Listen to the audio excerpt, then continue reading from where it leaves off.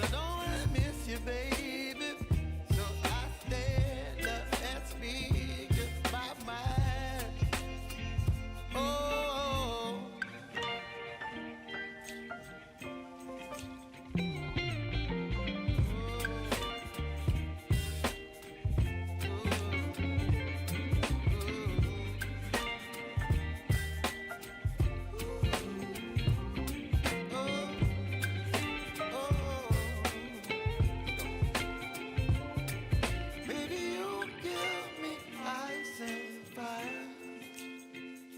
You're chilling when the rain. You're some kind of butterfly. Baby, you give me midnight. You whip up my appetite.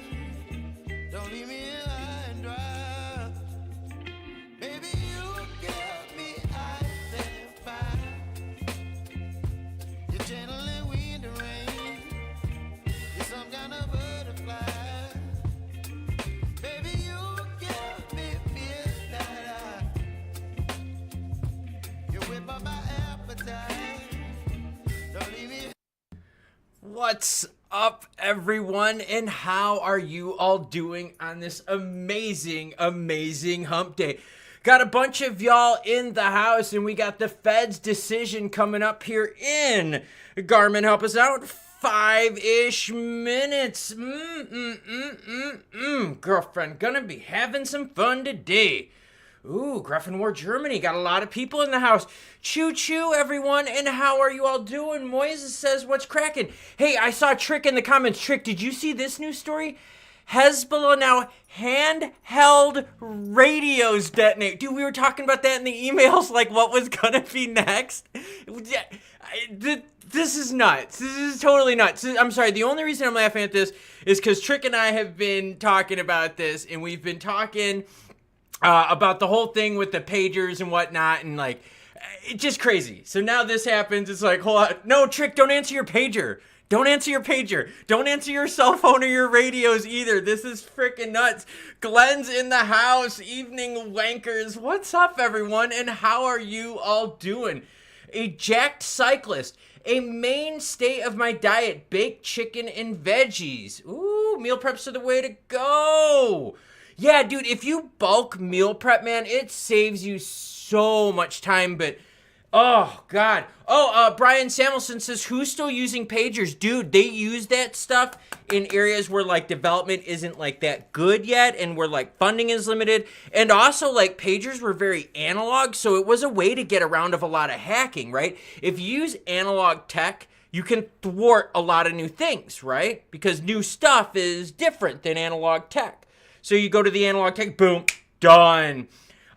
Joke says, what do you think about the second Trump assassination attempt?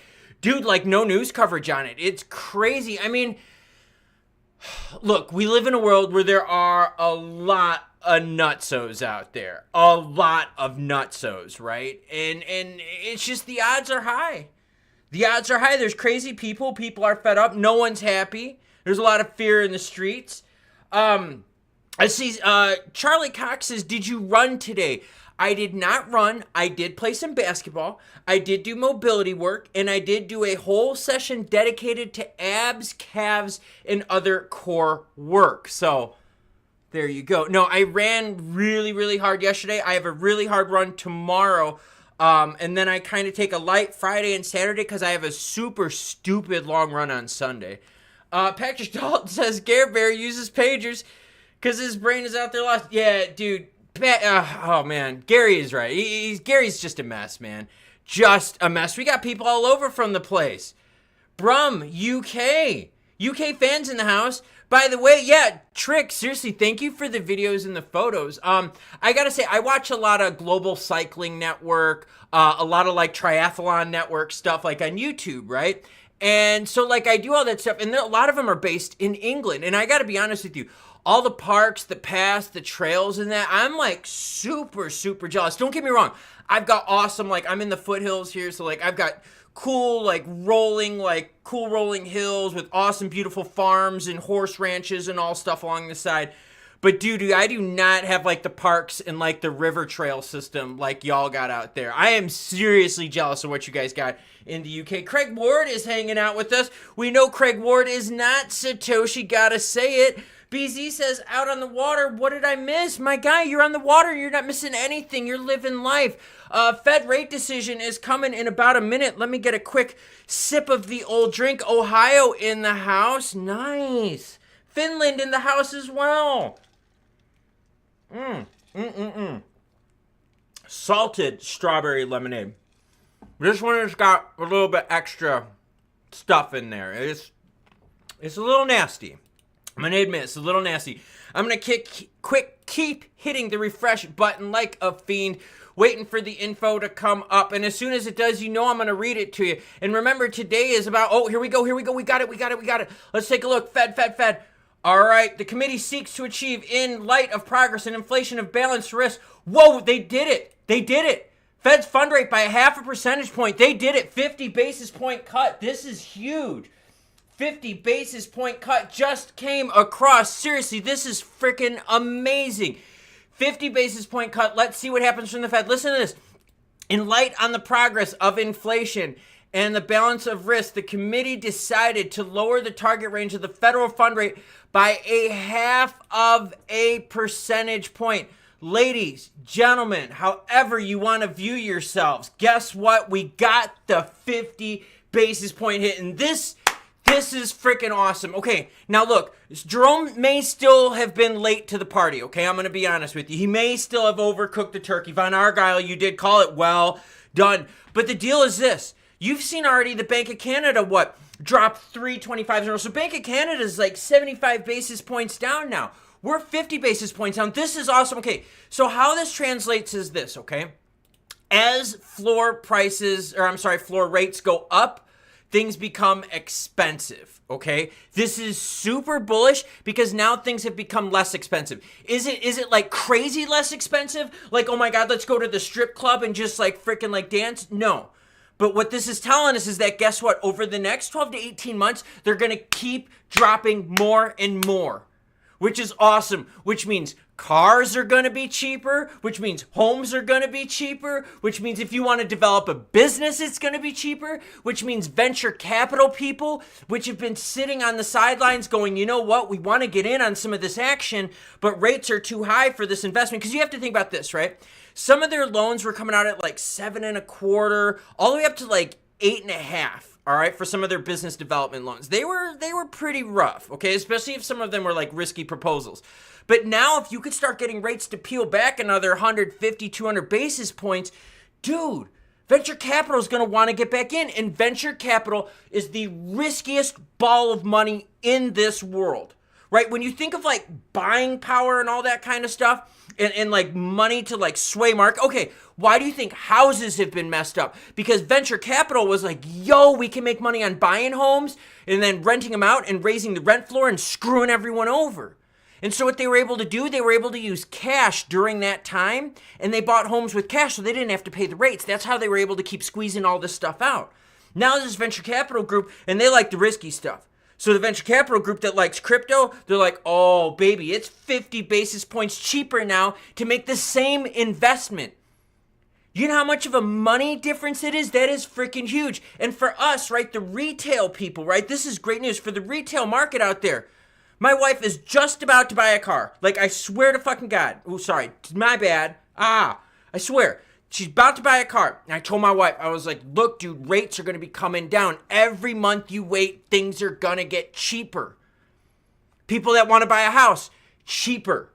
This is awesome. This is a trend pushing it down. And this is a very bullish statement by the Fed. The Fed has been historically late.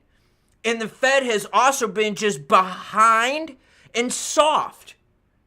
We all talked about it. We were all like, Jerome, you need to raise rates. This was, a few years ago when Rona and pandemic crap happened, right?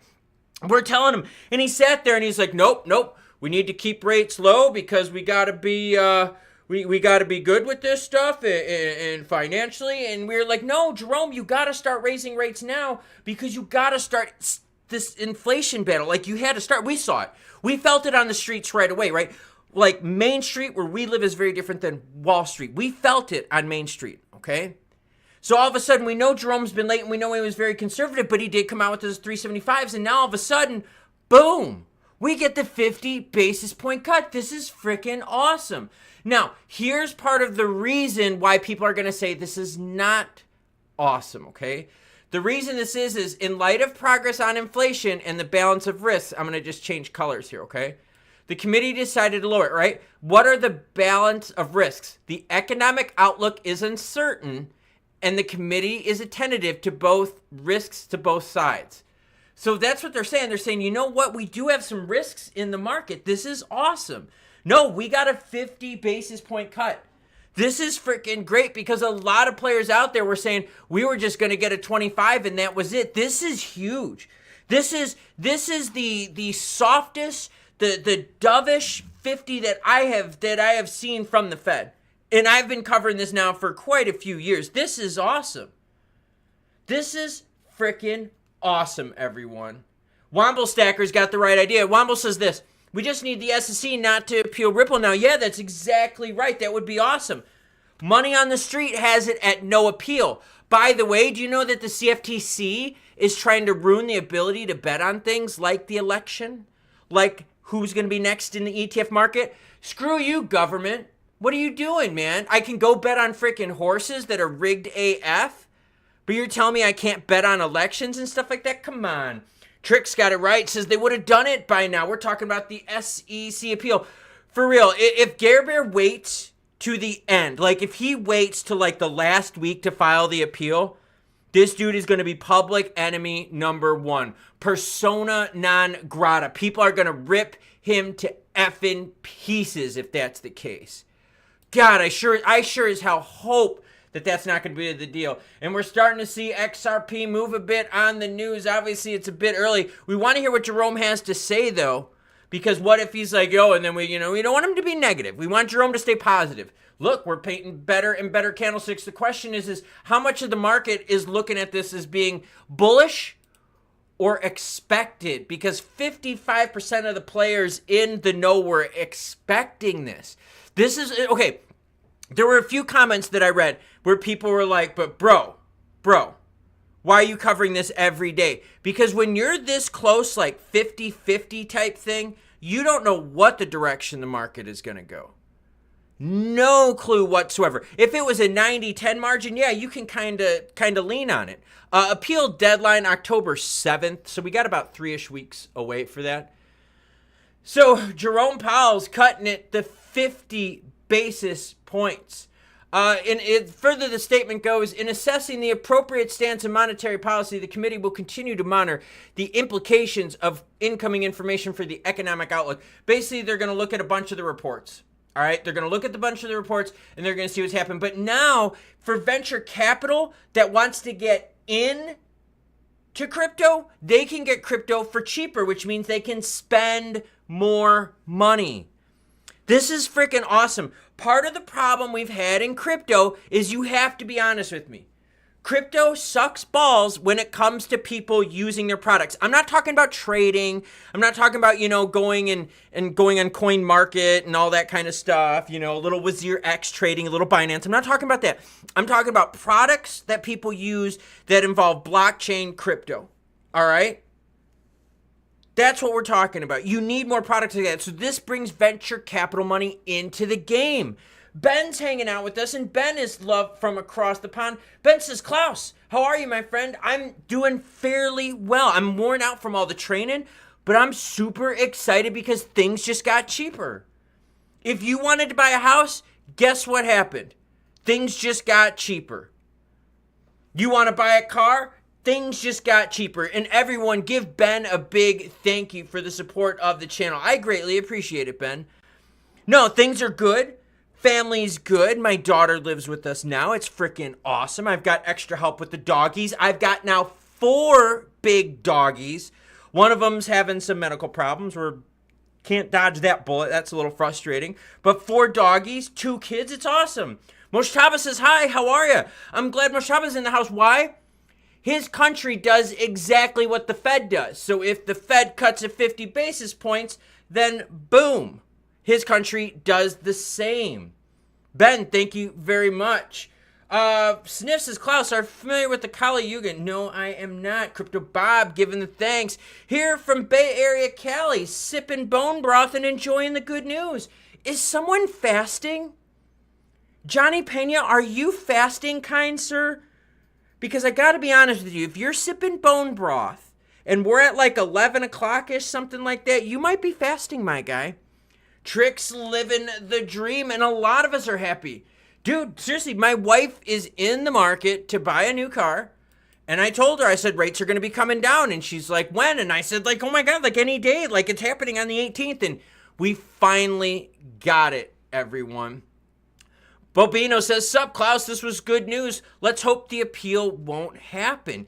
Yeah, I do. I hope the appeal won't happen. Odds are less and less every day, honestly. And if Gary does it so late in the journey, he's just an ass. Just an ass. Ben says, it's great news, mate. Glad you're doing well and wish my love to your family. And Ben, now that rates are lower, how does that help you with the house buying process? Because that's what Ben and I were talking about, house process. And the cost of housing in the UK. And if rates come down 50, 100, 150 basis points, homes are going to become more affordable. Captain Cornchip says, can't wait for all the shit influencers videos. All right, comment down below. Who's your poop influencer? Let me know. Just be real here. You can admit it. Just admit what's one of the poop ones you watch.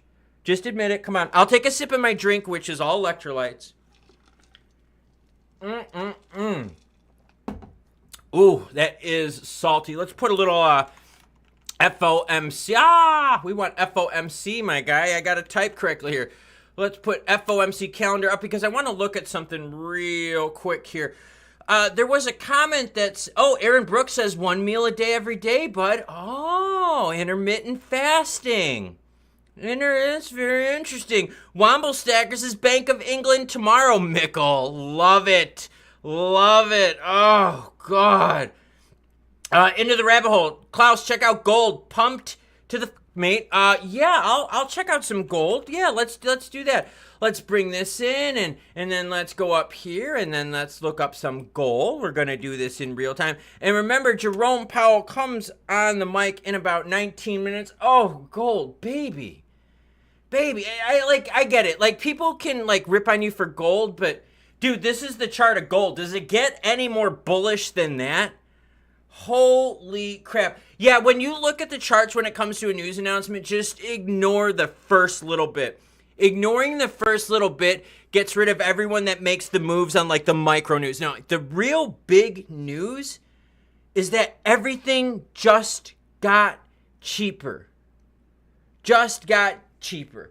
Die and dig perspectives always pumping the hopium. And there's nothing wrong with hopium, everyone. Seriously, there's nothing wrong with hopium if it's placed in the correct place. Like let's say one of your kids is like a really just like a freak athlete, like freakishly good. And you're like, yo, my kid is going to get a D1 full ride. You can ride that hopium train, right? That makes sense. You have a kid, a product, you have an outcome that's close of making this, right? That's the action right there. Now, if your kid is sitting there kicking a soccer ball, it hits the post and hits him in the face and knocks him over, well, then don't be looking for a D1 scholarship to North Carolina to play soccer. That would not be good for hopium. All right? Glenn wants another 50 in October. Oh, are some of us getting a little greedy? Glenn, are you getting greedy? Is the greed alarm going off? You really think Jerome's going to back us with another 50? You think that's how he does it? You think he does this raw by pumping us 3 times with the 75 and doubling it back on the 50? Martin Ribbons, support again from across the pond. This is freaking insane. Martin Ribbons supporting the channel. Thank you very much, Martin or Martine, depending on where you are from. Everyone give Martine a big thank you. Turpy saying a 25 in October. Oh, okay. I mean, I think Jerome's got to continue with it. Now here's the problem. Some of these things, like inflation-wise, they're not going to be fixed by rates. Some of this stuff that we're dealing with that the Fed's talking about here is stuff where we need the government to get involved. And I'm going to bring up the contracts. There's no contract in October. The next contract is November 7th. November 7th. Here we go. Hold on. November. I'm gonna write it down here. Give me a second here. November 7th, next rate contract. Here we go. All right. So there, we got the date up on the screen. So yeah, so we got November 7th for the next one. Obviously, that doesn't have any implications whatsoever with the election. But in terms of hopium, yeah, why do we have hopium right now? Because, like, if we're getting lower rates projected here more and more and more, then that's a reason to be hopeful, because it's things are just going to be cheaper. When things are cheaper, you have more money available. When you have more money available, what do you do with your crypto? You buy more. You go out more. You vacation more. You do more. Bob S. says silver sniffing at $31. Oh, I love it. Love it. I got silver right there in the desk drawer. I still got to get all my silver stuff done right. And all my gold stuff too. I've been rearranging like this room like a million times. Total frustration. Oh, by the way, Bob S., guess what I did today? I got my wife and my daughter a 7-speed cruising bike so that they can ride with me during my long runs, so that I don't force my wife and my daughter to run 3 hours with me. They can instead ride a new bicycle. Just throwing it out there. Sorry. Just wanted to throw it out there. So, yeah. XRP price, like I said, money gets cheaper. Things start moving. You got to get the devs involved. Gold is just pumping. Gold is nuts, man. Like, that gold is just, it's just crazy. And that tells you that there's still an inflation fear, though, to the market. Gold is definitely pumping. Let's see, 7th, 2 days after election. Yes, that is. Is it 2 days after the election? Right? Is that going to be on Thursday? Election is Tuesday. So, yeah, I don't know what date that is. I just know it's the 7th of November. Maurice said, that is so Dutch of you. Yeah, I got to get them a cruiser bicycle, a city cruiser, so they could pedal while I run for my 3-4 hours and all that other fun stuff. Let's see, what else do we got going on? I would suggest not owning a pager or a handheld radio if you live somewhere in the Middle East. Just saying. Just saying. I would also suggest that if you're in the market to buy some big dollar stuff where loans are involved, it's going to be cheaper for a while. Now, let me ask you a question. Okay. And this is where the debate comes. If a 50 basis point cut is good or bad. Listen to this, okay? And you tell me what you think. And don't worry, when Jerome comes on, I'm going to share it with you, okay?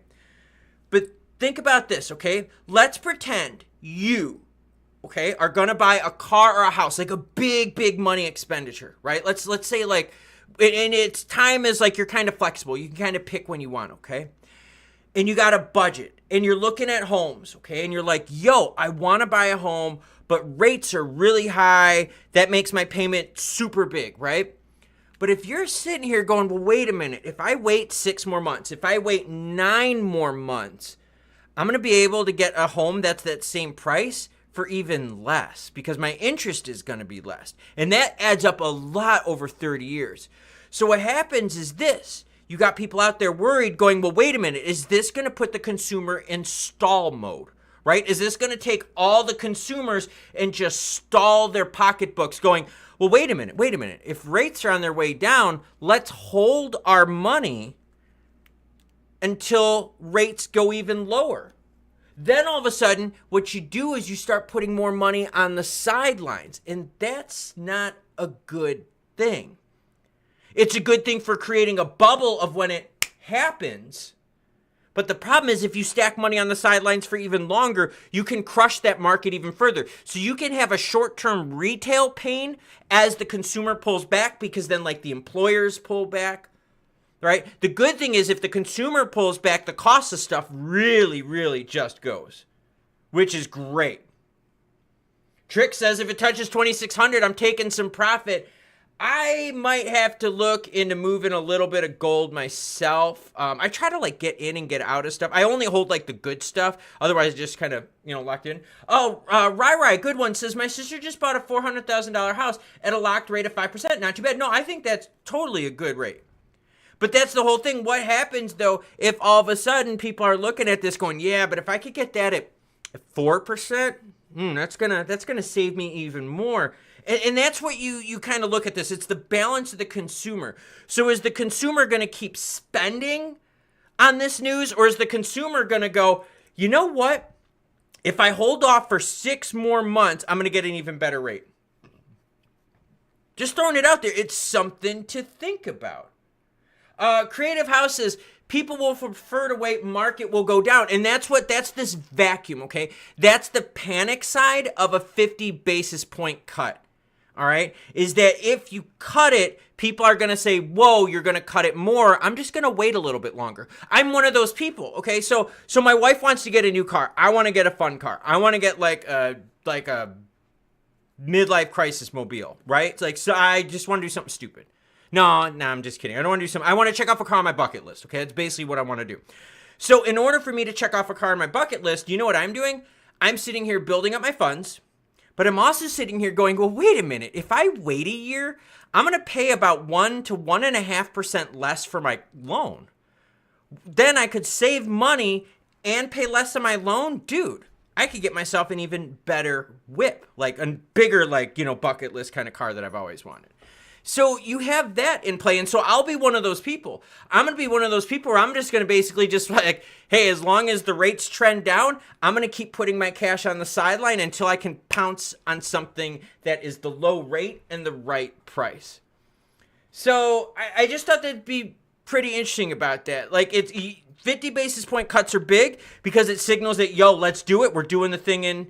But now all of a sudden you start looking at it going, well, wait a minute. Is that can put money on the sidelines? Maurice, Bill OK has a good one. Says just lock in the interest later. And oh yeah, you could definitely lock in the interest later. But here's the thing: if now more people are like me and are going to go on the sidelines, that's going to put less demand in the car market, which is now going to lower the price. So if I play it right, I could get a bucket list car that I've always wanted at a lower price than what I've seen trending over the last couple of years and pay less interest that I've seen over the last couple of years. So all I got to do is be patient. And I think there's going to be some people in the market that are definitely going to do that. Porsche for middle-aged, the best. Dude, air-cooled, man. Air-cooled, slant-nose 930, big-ass fucking fixed whale tail on it, 3-piece rims, billet design, like just like a big laggy turbo, just like something stupid so that like when the boost kicks in, it's like an all or nothing just launch pad for you. All-wheel drive. Oh, drop top, red exterior, tan interior, black top. Oh, sorry. Slant nose 930. I just got a little verklempt there. I've already had a Firebird. I had a Camaro that was a built race car, and I also had a 1978 blue Trans Am 6.6 with a lot of engine work done. Homegirl would just sit there and light it up, man. Let's see. Going to take advantage of the low price. That's from Brian Ferns. Don't think there will be an appeal. Yeah, that's the other thing too, is XRP has its own weird circumstance. XRP has like the SEC hanging over their head, that rain cloud that is the SEC. So that's the biggest factor for XRP in the short term, is the SEC. If the SEC doesn't appeal, dude, that really does open the gates for XRP investment. And then you have XRP investment with rates going down. You know what I'm saying? That's even better. Trick's a Porsche fan. Simone loves her $2,600 gold. No, I don't want a sleeper. I just want a slant nose 930 with a big obnoxious turbo with a lot of lag, because I want homegirl just to fucking kick when she kicks. And if you've ever driven one, I have had the luxury of driving a built slant nose. All right, it is a blast. I will give you one bit of advice: do not ever take your foot off the gas pedal when you are hitting it hard in the turns. If you think your rear end's gonna break free, hold on to that bad girl. She's got all-wheel drive. Do not take your foot off, because it messes up that center and will whip you out. Just throwing it out there. Let's see. VW RTN will be good enough for me. Just saying. Just saying. Porsche, because I never heard of a stripper named Lamborghini. Well done. What about Ferrari? Ferrari, come on now. So we're looking at the Fed coming on here live pretty soon. Jerome Powell, here's what we want.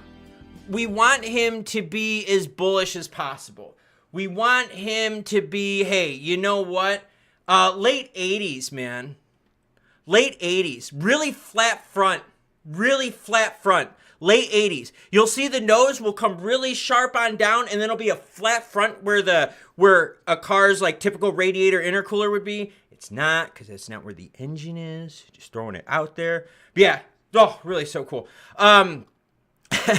Model T. No, not a chance. Let's see. We got how many minutes here till the Fed comes on? We got 6 minutes till the Fed comes on.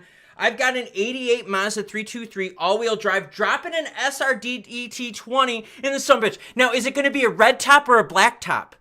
Because I did build an S13 with a red top. I'm just throwing it out there. Powell is not going to announce the use of XRP. In fact, you know that Powell's against that? He is very much against that kind of stuff. He really wants it to be controlled through the Fed. He really does. He wants Fed full control. That is his thing. No 1990 Escort. No, Steve, no. A 62 264 Impala, 2-door black red interior. Okay. I read it out loud. I get it. I'm getting it. Yes, we did get a 50 basis point cut. Ferrari 430 with the 4 flats. All right, here, if you are into Ferraris, okay, you want to buy one that has a number higher than 360. 360 and up, and 360 you're pushing it. Reason why?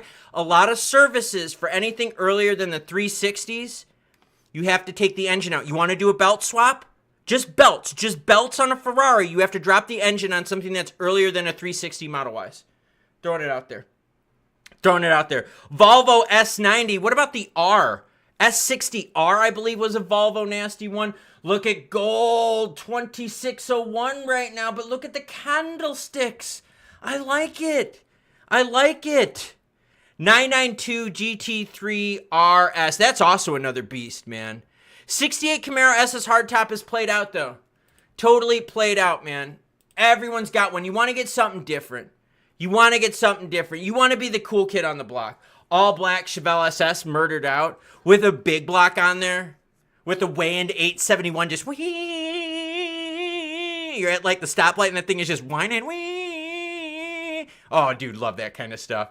Love it. 85 Grand National. Yes. Love the Grand Nationals. GNX is, though, the best one. Ferrari Testarossa, the white one from Miami Vice. Stay away from that car. The fuel lines blow up in the rear and they melt down. And it's also a full engine out service car. So no to the Ferraris. Like I said, you cannot go lower than a 360. You cannot. I had a black XR3i, sold it. Trick. But that's okay. We all had like cool cars that we got rid of and that we felt bad for. You know what I mean? Just saying that out there. RX2 Rotary will take anything in a quarter mile old school. I love Rotary. Rotary's fun. GTRs are nice, but homegirl's got a big butt. 2001 Audi S6. Why not go with an Audi S4? If you go 2001, they made one with a, it was leather with like a bluish suede inside color that matched the outside. Oh, girlfriend, was that a hot one. Jerome Powell's going to be on the mic soon. Crypto market wants more. They wanted more than a 50. Just saying out there. 330 horsepower, twin engine. Dude, you gotta go up on the horsepower. You really do. You gotta go up on the horsepower. Most cars nowadays are so heavy that you need 400 even to get them girls to move them butts off the line. Gold's looking pretty hot. Jerome Powell and the Fed dropped us a 50. Turbocharged my 99 Camaro SS years ago. Fun machine. I did mine with a 383 Stroker LT1. I had a supercharger on that. Big tire conversion. Yeah, we gutted the rear on there. It was awesome. Awesome, dude. It was like the best blend of like old school and new school stuff. fully caged. We had harnesses in that bad boy. I used to street race with that thing all the time. Sorry. Lot of Safari. God, you got the L88 fans. Torque is better. That's why I like the stroker on mine, by the way.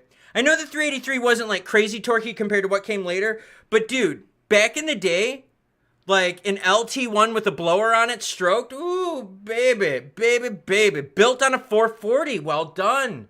Well done. Yeah, you got to go strokers, man. Alcoholic Click says, got a lot of speed bumps. No need for more speed. Then you know what you need? You need something on bags so that you can raise it up so you don't scrape homegirl, but then so you can drop it down when you park and flex on people. I think that's key. That airbags would be the way to go. If I was ever to do it, I would not do hydraulics. I would stick airbags and I would just let homegirl do its thing. Oh, looky what we got. By the way, everyone, are we at 1080p? Can anyone confirm the 1080p? Anyone? Oh, and look, homegirl's in the front. Do you think she's going to get the first question? McLarens are not bad, but are they expensive for parts, man. Oh. But yeah, you think homegirl right here, I'm trying to highlight her. Think she's going to get the first question? Uh-oh. Here's my man Powell. Let's see what he says.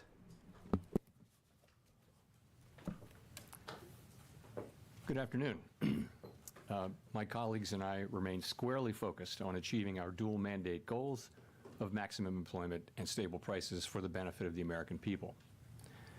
Our economy is strong overall and has made significant progress toward our goals over the past 2 years. The labor market has cooled from its formerly overheated state. Inflation has eased substantially from a peak of 7% to an estimated 2.2% as of August.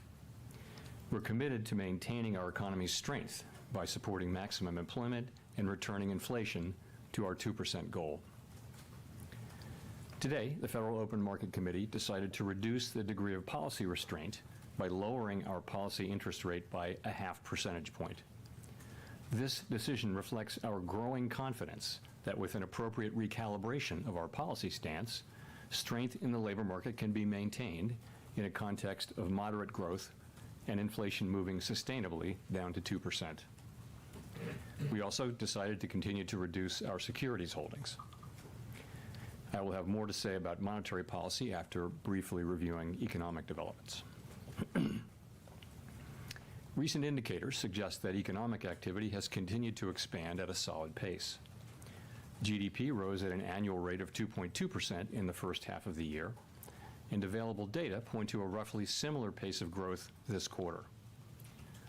Growth of consumer spending has remained resilient, and investment in equipment and intangibles has picked up from its anemic pace last year. In the housing sector, investment fell back in the second quarter after rising strongly in the first. Improving supply conditions have supported resilient demand and the strong performance of the U.S. economy over the past year. In our summary of economic projections, committee participants generally expect GDP growth to remain solid, with a median projection of 2%. In the labor market, conditions have continued to cool. Payroll job gains averaged 116,000 per month over the past 3 months, a notable step down from the pace seen earlier in the year. The unemployment rate has moved up, but remains low at 4.2%. Nominal wage growth has eased over the past year, and the jobs-to-workers gap has narrowed. Overall, a broad set of indicators suggests that conditions in the labor market are now less tight than just before the pandemic in 2019. The labor market is not a source of elevated inflationary pressures. The median projection for the unemployment rate in the SEP is 4.4% at the end of this year, 0.4 higher than projected in June. Inflation has eased notably over the past 2 years, but remains above our longer-run goal of 2%. Estimates based on the Consumer Price Index and other data indicate that total PCE prices rose 2.2% over the 12 months ending in August, and that excluding the volatile food and energy categories, core PCE prices rose 2.7%. Longer-term inflation expectations appear to remain well anchored, as reflected in a broad range of surveys of households, businesses, and forecasters, as well as measures from financial markets. The median projection in the SEP for total PCE inflation is 2.3% this year and 2.1% next year, somewhat lower than projected in June. Thereafter, the median projection is 2%. Our monetary policy actions are guided by our dual mandate to promote maximum employment and stable prices for the American people. For much of the past 3 years, inflation ran well above our 2% goal, and labor market conditions were extremely tight. Our primary focus had been on bringing down inflation, and appropriately so. We are acutely aware that high inflation imposes significant hardship as it erodes purchasing power, especially for those least able to meet the higher costs of essentials like food, housing, and transportation. Our restrictive monetary policy has helped restore the balance between aggregate supply and demand, easing inflationary pressures and ensuring that inflation expectations remain well anchored. Our patient approach over the past year has paid dividends.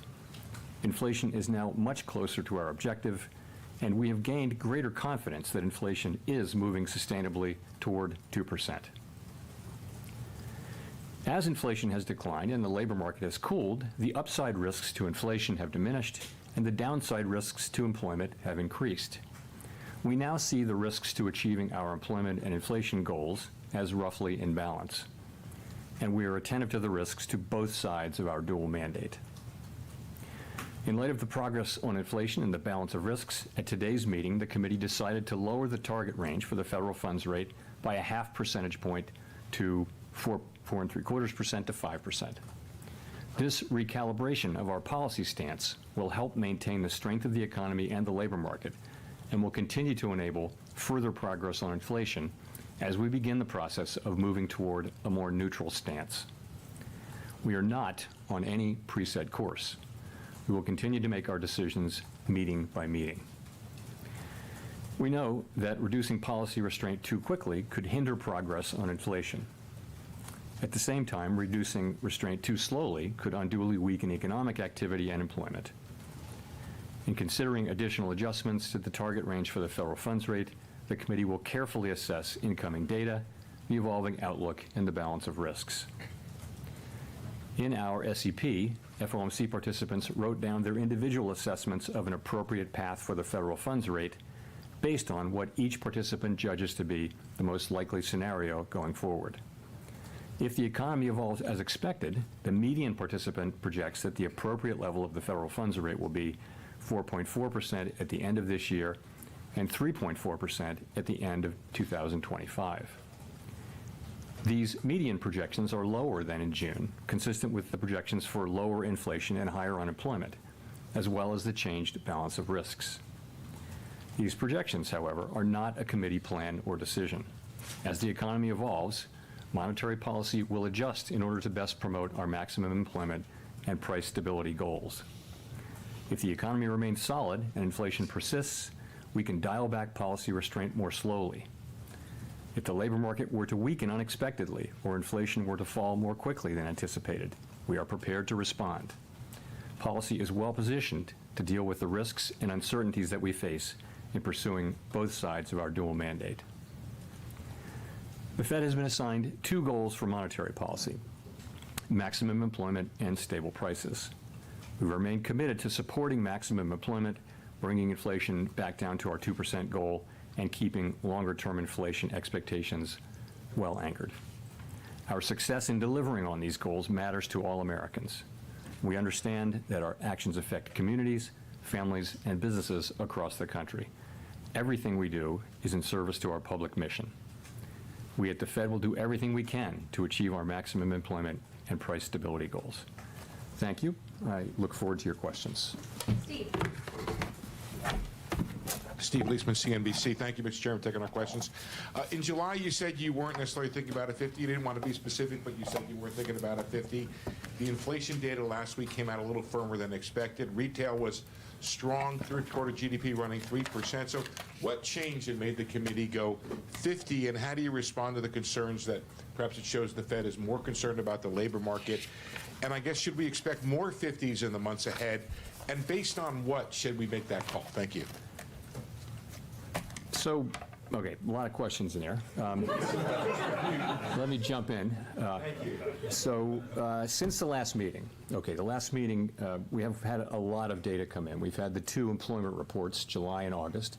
We've also had 2 inflation reports, including one that came in during blackout.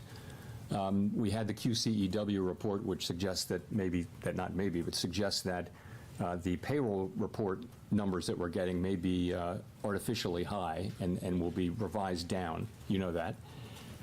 We've also seen anecdotal data like the Beige Book. And so we took all of those and we went into blackout and we thought about what to do, and we concluded that this was the right thing for the economy, for the people that we serve, and that's how we made our decision.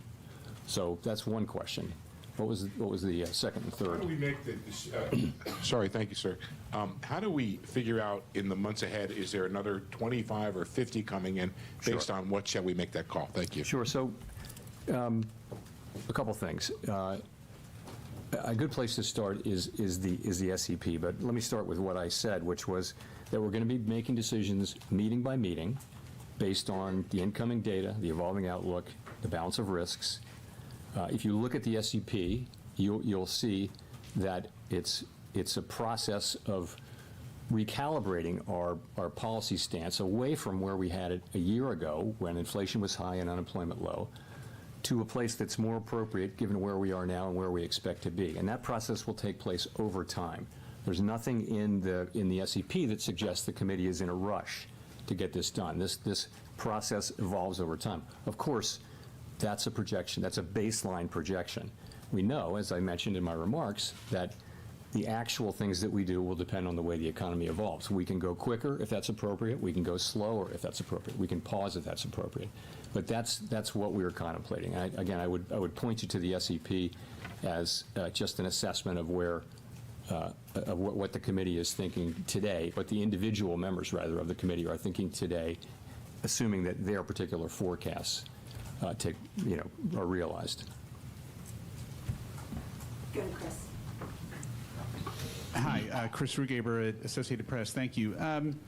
The projections show that the Fed officials expect the Fed funds rate to still be above their estimate of long-run neutral by the end of next year. So does that suggest you see rates as restrictive for that entire period? Does that threaten the weakening of the job market that you said you'd like to avoid? Or does it suggest that maybe people see the short-run neutral as a little bit higher? Thank you. I think the way I would really characterize it is this. I think people write down their estimate, individuals do. I think every single person on the committee, if you ask them what's your level of certainty around that, they would say there's a wide range where that could fall. So I think we don't know. There are model-based approaches and empirically based approaches that estimate what the neutral rate will be at any given time. But realistically, we know it by its works. So that leaves us in a place where we expect, in the base case, to be continuing to remove restriction, and we'll be looking at the way the economy reacts to that, and that'll be guiding us in our thinking about the question that we're asking at every meeting, which is our policy stance the appropriate one? We know, if you go back, we know that the policy stance we adopted in July of 2023 came at a time when unemployment was 3.5% and inflation was 4.2%. Today, unemployment is up to 4.2%, inflation's down to a few tenths above 2. So we know that it is time to recalibrate our policy to something that is more appropriate given the progress on inflation and on employment moving to a more sustainable level. So that the balance of risks are now even. And this is the beginning of that process. I mentioned the direction of which is toward a sense of neutral. And we'll move as fast or as slow as we think is appropriate in real time. But what you have is our individual accumulation of individual estimates of what that will be in the base case. Howard. Howard Schneider with Reuters. How close was this in terms of a decision? You do have the first dissent by a governor since 2005, I think. Was the weight clearly in favor of a 50, or was this a very close decision? I think we had a good discussion. If you go back, I talked about this at Jackson Hole, but I didn't address the question of the size of the cut, left it open, and I think we left it open going into blackout. And so there was a lot of discussion back and forth, good diversity of division, excellent discussion today. I think there was also broad support for the decision that the committee voted on. So I would add, though, look at the SEP. All 19 of the participants wrote down multiple cuts this year, all 19. That's a big change from June, right? 7 of them wrote down 3 or more, and 17 of the 19 wrote down 3 or more cuts, and 10 of the 19 wrote down 4 or more cuts. So, there is a dissent, and there's a range of views, but there's actually a lot of common ground as well.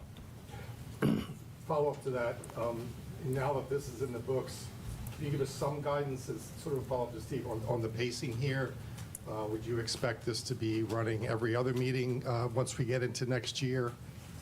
Yeah, we're going to take it meeting by meeting. As I mentioned, there's no sense that the committee feels it's in a rush to do this. We made a good, strong start to this, and that's really, frankly, a sign of our confidence that inflation is coming down toward 2% on a sustainable basis. That gives us the ability. We can, make a good, strong start, but. And I'm very pleased that we did. To me, the logic of this, both from an economic standpoint and also from a risk management standpoint, was clear. But I think we're going to go carefully, meeting by meeting, and make our decisions as we go. Gina.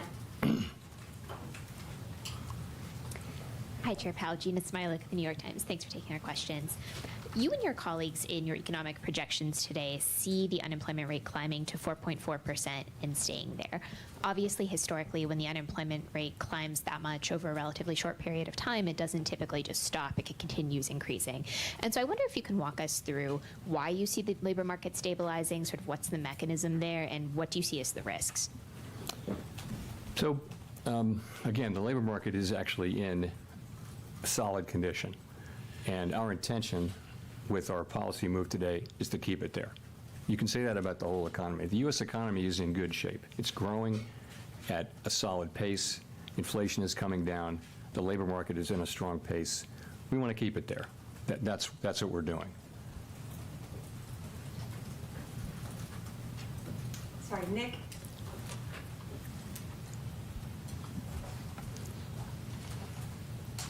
Nick Timmeros of the Wall Street Journal. Chair Powell, does today's action constitute a catch-up in action given recent substantial revisions to the employment data? Or is this larger than typical rate cut a function of the elevated nominal level of the policy rate such that an accelerated cadence could be expected to continue? Okay. Multiple questions there. But so I would say we don't think we're behind. We do not think we think this is timely. But I think you can take this as a sign of our commitment not to get behind.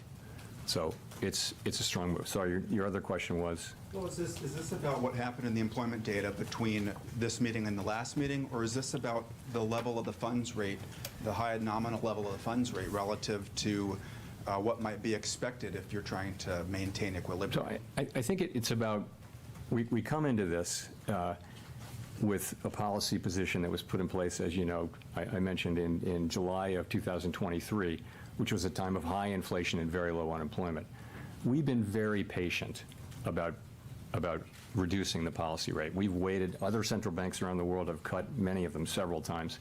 We've waited, and I think that patience has really paid dividends in the form of our confidence that inflation is moving sustainably down to 2%. So I think that is what enables us to take this strong move today. I do not think that anyone should look at this and say, oh, this is the new pace. You have to think about it in terms of the base case. Of course, what happens will happen. So in the base case, what you see is, look at the SEP. You see cuts moving along. The sense of this is we're recalibrating policy down over time to a more neutral level. And we're moving at the pace that we think is appropriate given developments in the economy in the base case. The economy can develop in a way that would cause us to go faster or slower, but that's what the base case says. And if I could follow up on the balance sheet. In 2019, when you did the mid-cycle adjustment, you ceased the balance sheet runoff. With a larger cut today, should there be any signal inferred about how the committee would approach end state on the balance sheet policy? So in the current situation, reserves have really been stable. They haven't come down. So reserves are still abundant and expected to remain so for some time. As you know, the shrinkage in our balance sheet has really come out of the overnight RRP. So I think what that tells you is we're not thinking about stopping runoff because of this at all. We know that these two things can happen side by side. In a sense, they're both a form of normalization. And so for a time, you can have the balance sheet shrinking, but also be cutting rates. Colby. Thank you. Colby Smith with the Financial Times. Just following up on Gina's question on rising unemployment, is it your view that this is just a function of a normalizing labor market amid improved supply, or is there anything to suggest that something more concerning perhaps is taking place here, given that other metrics of labor demand have softened too? And I guess in direct follow-up to Gina is, why should we not expect a further deterioration in labor market conditions if policy is still restrictive? So I think what we're seeing is clearly labor market conditions have cooled off by any measure, as I talked about in Jackson Hole. And, but they're still at a level. The level of those conditions is actually pretty close to what I would call maximum employment. So you're close to mandate, maybe at mandate on that. So what's driving it? Clearly, payroll job creation has moved down over the last few months, and this bears watching. By many other measures, the labor market has returned to or below 2019 levels, which was a very good, strong labor market, but this is more sort of 2018, 17. So the labor market bears close watching, and we'll be giving it that.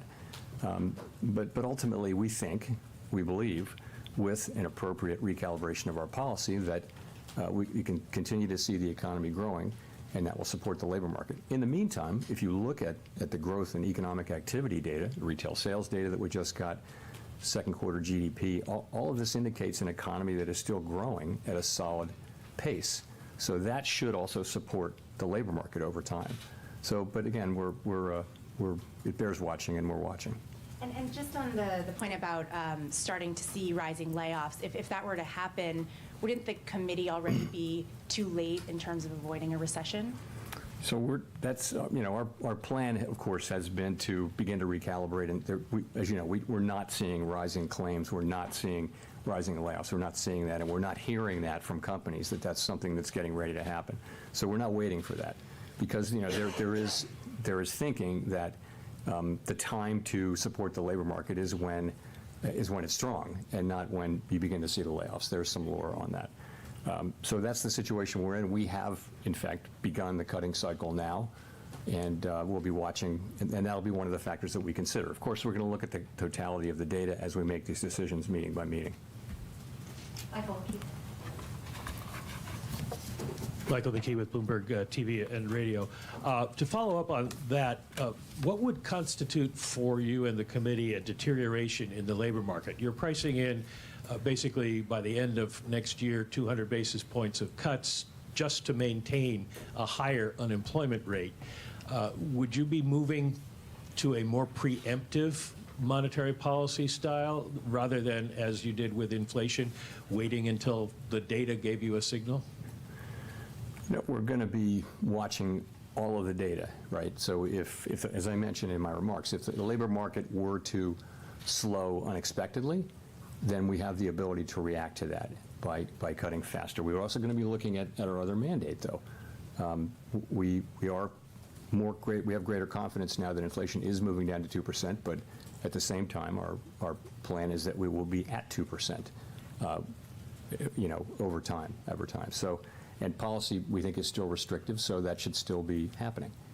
I'm just curious as to how sensitive you'll be to the labor market, since you forecast we are going to see higher unemployment, and it is going to take a significant amount of monetary easing to just maintain it. So, what I would say is we don't think we need to see further loosening in labor market conditions to get inflation down to 2%. But we have a dual mandate, and I think you can take this whole action as take a step back. What have we been trying to achieve? We're trying to achieve a situation where we restore price stability without the kind of painful increase in unemployment that has come sometimes with disinflation. That's what we're trying to do. And I think you can take today's action as a sign of our strong commitment to achieve that goal. Rachel. Hi, Chair Powell. Rachel Siegel from the Washington Post. Thanks for taking our questions. You're describing this view that you don't think you're behind when it comes to the job market. Can you walk us through the specific data points that you found to be most helpful in the discussions at this meeting? You've mentioned a couple, but would you be able to walk us through what that dashboard told you as far as what you know about the job market now? Sure. So we'll start with unemployment, which is the single most important one probably. You're at 4.2%. That's, I know that's higher than we were used to seeing numbers in the mid and even below mid threes last year. But if you look back over the sweep of the years, that's a very healthy unemployment rate. And anything in the low fours is a good labor market. So that's one thing. Participation is at high levels. It's, we're right adjusted for demographics, for aging. Participation's at pretty high levels. That's a good thing. Wages are still a bit above what would be, their wage increases rather, are still just a bit above where they would be over the very longer term to be consistent with 2% inflation, but they're very much coming down to what that sustainable level is, so we feel good about that. Vacancies over, per unemployed is back to what is still a very strong level. It's not as high as it was. That number reached 2 to 1, 2 vacancies for every unemployed person as measured. It's now below around 1, but that's still a very good number, I would say. Quits have come back down to normal levels. I mean, I could go on and on. There are many, many employment indicators. What do they say? They say this is still a solid labor market. The question isn't the level. The question is that there has been change, particularly over the last few months. And so what we say is, as the risks, the upside risks to inflation have really come down, the downside risks to employment have increased. And because we have been patient and held our fire on cutting while inflation has come down, I think we're now in a very good position to manage the risks to both of our goals. And what do you expect to learn between now and November that will help inform the scale of the cut at the next meeting? More data, the usual. Don't look for anything else. We'll see another labor report. We'll see another jobs report. I think we get a second jobs report on the day of the meeting, I think. No, on the Friday before the meeting. And inflation data. We'll get all this data. We'll be watching. It's always a question of look at the incoming data and ask what are the implications of that data for the evolving outlook and the balance of risks, and then go through our process and think what's the right thing to do. Is policy where we want it to be to foster the achievement of our goals over time? So that's what it is, and that's what we'll be doing. Neil. Thanks. Hi, Chair Powell. Neil Irwin with Axios. We've only been running a little above 100,000 jobs a month on payroll the last 3 months. Do you view that level of job creation as worrying or alarming, or would you be content if we were to kind of stick at that level? And relatedly, one of the welcome trends of the last couple of years has been labor market steam coming out through job openings falling rather than job losses. Do you think that trend has further to run, or do you see risk that further labor market cooling will have to come through job losses? So on the job creation, it depends on the inflows, right? So if you're having millions of people come into the labor force, and you're creating 100,000 jobs, you're going to see unemployment go up. So it really depends on what's the trend underlying the volatility of people coming into the country. We understand there's been quite an influx across the borders, and that has actually been one of the things that's allowed the unemployment rate to rise. And the other thing is just the slower hiring rate, which is something we also watch carefully. So it does depend on what's happening on the supply side. And on the beverage curve question, yes. So we all felt on the committee, not all, but I think everyone on the committee felt that job openings were so elevated that they could fall a long way before you hit the part of the curve where job openings turned into higher unemployment, job loss. And yes, I think we are it's hard to know that you can't know these things with great precision, but certainly it appears that we're very close to that point, if not at it, so that further declines in job openings will translate more directly into unemployment. But it's been a great ride down. I mean, we've seen a lot of tightness come out of the labor market in that form without it resulting in lower employment. Thanks, Chair Powell. Edward Lawrence, Fox Business. So we've heard some speculation that you may be going with the federal funds rate to 3.5%, maybe under 4%. And there's basically an entire generation that has experienced zero or near zero federal funds rate. Now, some think we're heading in that direction again. What's the likelihood that cheap money is now the norm? So this is a question, you mean after we get through all of this? It's just a great question that we can only speculate about. Intuitively, many people anyway would say we're probably not going back to that era where there were trillions of dollars of sovereign bonds trading at negative rates, long-term bonds trading at negative rates. And it looked like the neutral rate might even be negative. So people were issuing debt at negative rates. It seems that's so far away now. My own sense is that we're not going back to that. But honestly, we're going to find out. But it feels to me and that the neutral rate is probably significantly higher than it was back then. How high is it? I just don't think we know. Again, we only know it by its works. And one more. How do you respond to the criticism that will likely come that a deeper rate cut now before the election has some political motivations? Yeah, so this is my fourth presidential election at the Fed, and it's always the same. We're always going into this meeting in particular and asking what's the right thing to do for the people we serve, and we do that, and we make a decision as a group, and then we announce it, and that's always what it is. It's never about anything else. Nothing else is discussed, and I would also point out that the things that we do really affect economic conditions for the most part with a lag. So nonetheless, this is what we do. Our job is to support the economy on behalf of the American people. And if we get it right, this will benefit the American people significantly. So this really concentrates the mind, and it's something we all take very, very seriously. We don't put up any other filters. I think if you start doing that, I don't know where you stop. And so we just don't do that. Jolene. Thank you, Chair Powell. I'm Jolene Kent with CBS News. My first question is, very simply, what message are you trying to send American consumers, the American people, with this unusually large rate cut? I would just say that, the U.S. economy is in a good place, and our decision today is designed to keep it there. More specifically, the economy is growing at a solid pace. Inflation is coming down closer to our 2% objective over time.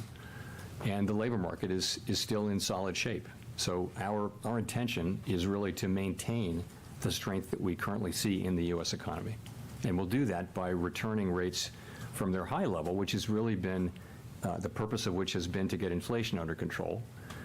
We're going to move those down over time to a more normal level. Over time. Just a quick follow-up to that. Listening to you talk about inflation moving meaningfully down to 2%, is the Federal Reserve effectively declaring a decisive victory over inflation and rising prices? No, we're not. So inflation, what we say is we want inflation, the goal is to have inflation move down to 2% on a sustainable basis. And, we're not really, we're close, but we're not really at 2%. And I think we're going to want to see it be, around 2% and close to 2% for some time. But we're certainly not we're not saying mission accomplished or anything like that. But I have to say, though, we're encouraged by the progress that we have made.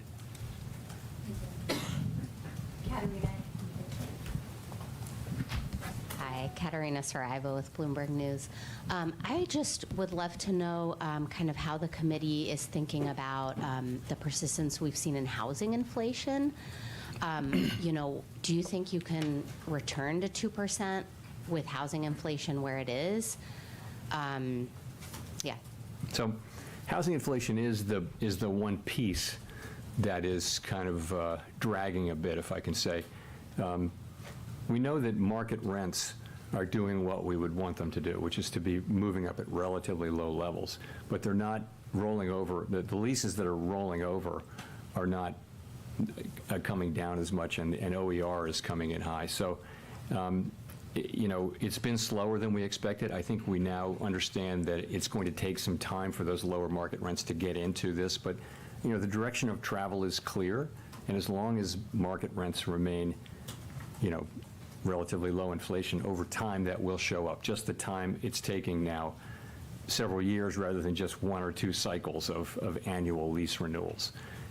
So that's, I think we understand that now, but I don't think the outcome is in doubt. Again, as long as market rents remain under control, the outcome is not in doubt. So I would say it's the rest of the portfolio, or of the elements that go into core PCE inflation have behaved pretty well. You know, they all have some volatility. We will get down to 2% inflation, I believe, and I believe that ultimately we'll get what we need to get out of the housing services piece too. Some of your colleagues have expressed concern that with starting to cut rates, you could reignite demand in housing and see prices go up even more. You know, what's the likelihood of that, and how would you react to that? So the housing market, it's hard to game that out. The housing market is in part frozen because of lock-in with low rates. People don't want to sell their home, so because they have a very low mortgage, it'd be quite expensive to refinance. As rates come down, people will start to move more, and that's probably beginning to happen already. But remember, when that happens, you've got a seller, but you've also got a new buyer in many cases. So it's not, you know, obvious how much additional demand that would make. I mean, the real issue with housing is that we have had and are on track to continue to have not enough housing.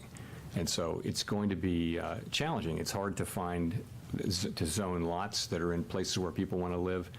It's all of the aspects of housing are more and more difficult. And, you know, where are we going to get the supply? And this is not something that the Fed can really fix.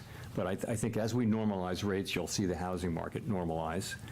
And I mean, ultimately, by getting inflation broadly down and getting those rates normalized and getting the housing cycle normalized, that's the best thing we can do for householders. And then the supply question will have to be dealt with by the market and also by government. Victoria. Hi, Victoria Guido with Politico. Just following up on some of the labor market talk earlier, you know, monetary policy operates with long and variable lags, and I'm wondering how much you see being able to keep the unemployment rate from raising too much comes from the fact that you're starting to act now, and that's going to give people more room to run versus just the labor market is strong. And then also, if I could, following up on Nick's question, do you see today's 50 basis point move as partially a response to the fact that you didn't cut in July, and that sort of gets you to the same place? So you're right about lags, but I would just point to the overall economy. You have an economy that is growing at a solid pace. If you look at forecasters or talk to companies, they'll say that they think 2025 should be a good year too. So there's no sense that the U.S. economy is basically fine. If you talk to market participants, I mean, you know, business people who are actually out there doing business. So I think, you know, I think our move is timely. I do, and as I said, you can see our 50 basis point move as a commitment to make sure that we don't fall behind. So you're really asking about your second question. You're asking about July, and I guess if you ask, you know, if we'd gotten the July report before the meeting, would we have cut? We might well have. We didn't make that decision, but, you know, we might well have. I think that's not, you know, that doesn't really answer the question that we ask ourselves, which is, let's look, you know, at this meeting, we're looking back to the July employment report, the August employment report, the two CPI reports, one of which came, of course, during blackout, and all of the other things that I mentioned. We're looking at all of those things, and we're asking ourselves, what's the policy stance we need to move to? It's clear that we literally, everyone on the committee agreed that it's time to move. It's just how fast do you go, and what do you think about the path forward? So this decision we made today had broad support on the committee, and I've discussed the path ahead. Elizabeth. Thank you, Chair Powell. Elizabeth Schulze with ABC News. Mortgage rates have already been dropping in anticipation of this announcement. How much more should borrowers expect those rates to drop over the next year? Very hard for me to say. That's from our standpoint. I can't really speak to mortgage rates. I will say, that'll depend on how the economy evolves. Our intention, though, is we think that our policy was appropriately restrictive. We think that it's time to begin the process of recalibrating it to a level that's more neutral rather than restrictive. We expect that process to take some time, as you can see in the projections that we released today. And if things work out according to that forecast, other rates in the economy will come down as well. However, the rate at which those things happen will really depend on how the economy performs. We can't look a year ahead and know what the economy is going to be doing. What's your message to households who are frustrated that home prices have still stayed so high as rates have been high? What do you say to those households? Well, what I can say to the public is that we had a burst of inflation. Many other countries around the world had a similar burst of inflation. And when that happens, part of the answer is that we raise interest rates in order to cool the economy off, in order to reduce inflationary pressures. It's not something that people experience as pleasant, but at the end, what you get is low inflation restored, price stability restored. And a good definition of price stability is that people in their daily decisions, they're not thinking about inflation anymore. That's where everyone wants to be, is back to what's inflation. We just keep it low, keep it stable. We're restoring that. So what we're going through now really, it restores, it will benefit people over a long period of time. Price stability benefits everybody over a long period of time just by virtue of the fact that they don't have to deal with inflation. So that's what's been going on. And I think we've made real progress. We don't tell people how to think about the economy, of course. And of course, people are experiencing high prices as opposed to high inflation. And we understand that's painful. Greg.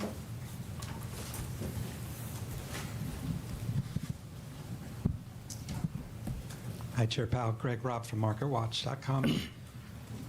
I was wondering if you could go through, you said just at the beginning that coming into the blackout, there was like an open thought of 25 or 50.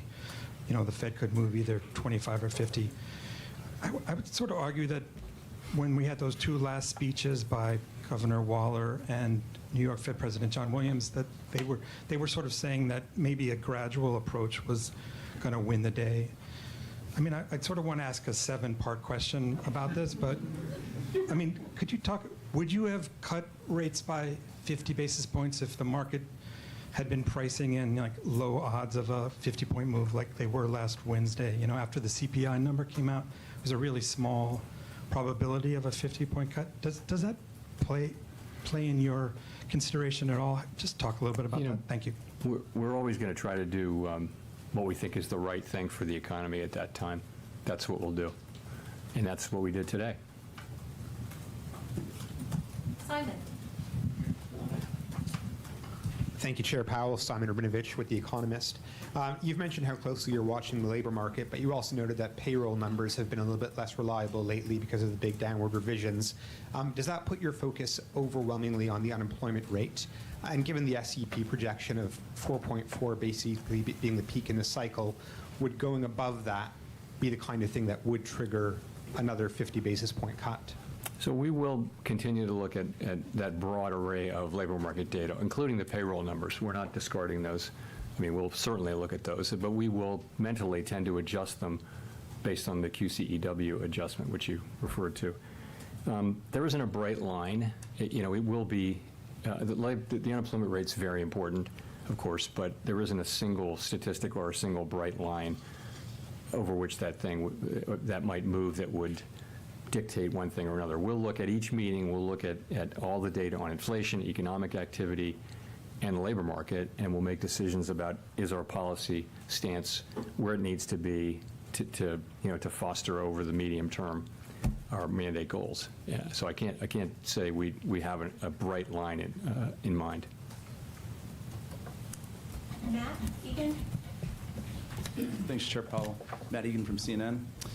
I know that you discussed earlier how the Fed does whatever the right thing is and nothing else factors in. But in general, can you talk about whether or not you believe a sitting U.S. president should have a say in Fed decisions on interest rates? Because that's something that former President Trump, who obviously appointed you, has previously suggested. And I know the Fed is designed to be independent, but why? Can you tell the public why you view that so important? Sure. So countries that are democracies around the world, countries that are sort of like the United States, all have what are called independent central banks. And the reason is that people have found over time that insulating the central bank from direct control by political authorities avoids making monetary policy in a way that favors maybe people who are in office as opposed to people who are not in office. So that's the idea, is that, and I think the data are clear that countries that have independent central banks, they get lower inflation. And so we do our work to serve all Americans. We're not serving any politician, any political figure, any cause, any issue, nothing. It's just maximum employment and price stability on behalf of all Americans. And that's how the other central banks are set up too. It's a good institutional arrangement, which has been good for the public. And I hope and strongly believe that it will, continue. Kyle. Kyle Campbell for American Banker. Thanks for taking the questions, Chair Powell. A couple regulatory developments in the past week that I want to ask you about. First, last week, Vice Chair for Supervision, Michael Barr, outlined his views for the changes to the Basel III Endgame. I'm wondering if you are in alignment with him on what those changes should be, if those have support on the board in a broad way that you're looking for, and if you think the other agencies are also fully on board with that approach. And then yesterday, other banking regulators. You know what? Hold the second question. Okay, sure. We'll give you the second question. So, the answer to your question is that yes, those changes were negotiated between the agencies with my support and with my involvement, with the idea that we were going to repropose the changes that Vice Chair Barr talked about, and then take comment on them. So yes, that is, that's happening with my support. Okay. And is there a date for that? That's not a final proposal, though. You understand? We're putting them out for comment. We're going to take comment and make appropriate changes. We don't have a calendar date for that. And as for the other agencies, the idea is that we're all moving together. We're not moving separately. So that I don't know exactly where that is, but the idea is that we will move as a group to put this again out for comment, and then it'll come. The comments will come back 60 days later, and we'll dive into them, and we'll try to bring this to a conclusion sometime in the first half of next year. Right. And then yesterday there were merger reform finalizations from the other bank regulators. Well, what does the Fed have to do to align itself on merger? I would bounce that question to Vice Chair Barr. It's a good question, but I don't have that today. Thanks. Okay, we'll go to Jennifer for the last question. Thank you, Chair Powell. Jennifer Schonberger with Yahoo Finance. You said earlier that the decision today reflects with appropriate recalibration strength in the labor market that can be maintained in the context of moderate growth. Even though the policy statement says you view the risks to inflation and job growth as roughly balanced. Given what you've said, though, today, I'm curious, are you more worried about the job market and growth than inflation? Are they not roughly balanced? No, I think, and we think they are now roughly balanced. So if you go back for a long time, the risks were on inflation. We had a historically tight labor market, historically tight. There was a severe labor shortage. So very very hot labor market, and we had inflation way above target. So, that said to us, concentrate on inflation, and we did for a while, and we kept at that. The stance that we put in place 14 months ago was a stance that was focused on bringing down inflation. Part of bringing down inflation, though, is cooling off the economy and a little bit cooling off the labor market. You now have a cooler labor market in part because of our activities. So what that tells you is it's time to change our stance. So we did that. The sense of the change in the stance is that we're recalibrating our policy over time to a stance that will be more neutral. And today I think we made a good, strong start on that. I think it was the right decision, and I think it should send a signal that that we're committed to coming up with a good outcome here. Is the economy more vulnerable to a shock now that could tip it into recession? I don't think so. I don't, as I look, well, let me look at it this way. I don't see anything in the economy right now that suggests that the likelihood of a recession, of a downturn is elevated. Okay, I don't see that. You see growth at a solid rate. You see inflation coming down, and you see a labor market that's still at very solid levels. So I don't really see that. No, thank you. Thank you. Okay. So I mean, that was the most positive we've seen my man JP. I gotta be honest with you, right? I mean, let's be real here. Wasn't that kind of the softest we've seen him for the last couple years? So, yeah. A lot of concerns regarding the economy, and I think you're all thinking exactly the same thing. And that is, where is everyone coming from where they're saying that the economy is good? Oh, the economy this, the economy is that. That's not good. And that's not real because, okay, there are sectors of the economy that are very, very strong. There are certain spending sectors. There are certain tech sectors that are bubbling up the economy, right? But it's when you look at things as a broad sweep, it's not good. Todd just said the right thing. We'll see, heading to the grocery store now. No, that's exactly the problem. No, things are not good at the grocery store. So when he's like, oh, the economy is good, jobs are good. No. Johnny Appleseed said there's literally no middle class. And I'm with you on that. The middle class gets squeezed. And it's almost like they force you to either not work or to make buttloads of money, if you get what I'm saying. You are either rich or in the Hunger Games. You better hope it's not the Hunger Games because I would be coming with an arsenal. And I would also have dogs. So if you've ever played Mario Kart, and you know how you got the 3 red shells? That's my dogs, except for I got 4 of them. So you don't want that. You do not want Hunger Games action. Economy, though, isn't as good as people think. A lot of people have been living on credit cards. Credit card debt rates are super high right now. Not only is the amount of debt high, but that the rates that people are paying on that debt is way, way up there. Interest is a big problem. Interest is eating up a lot of people's money, and it's junk.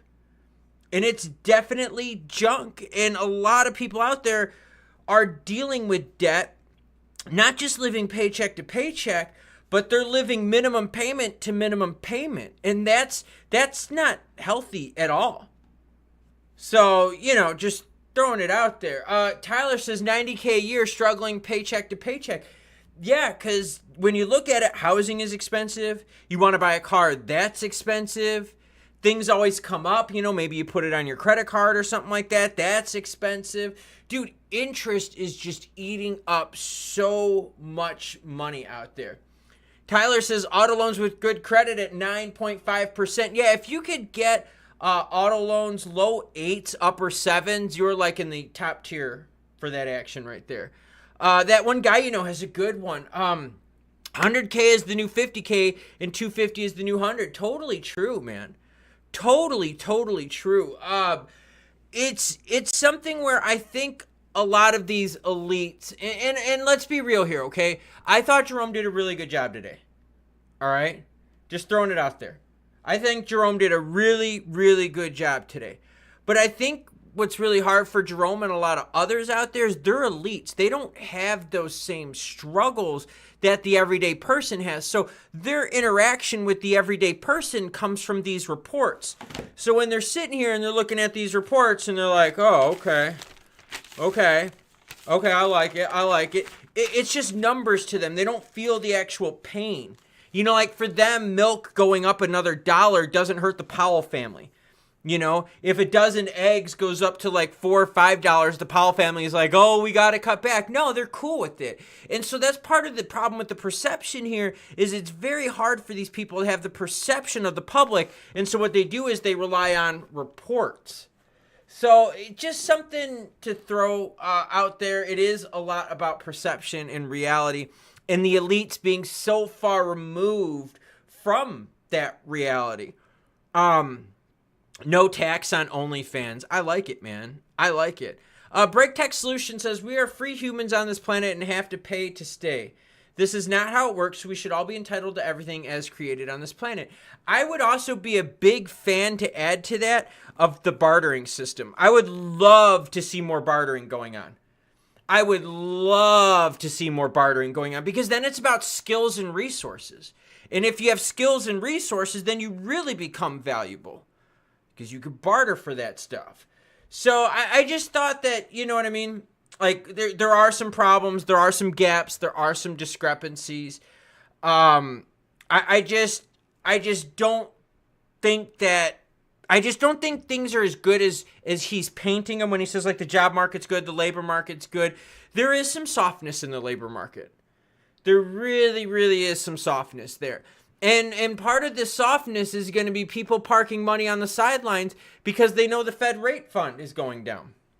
DW says, Klaus, why is crypto not doing jack?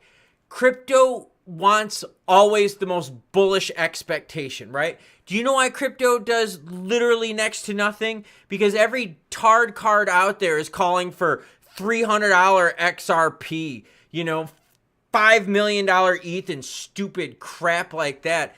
It's not realistic.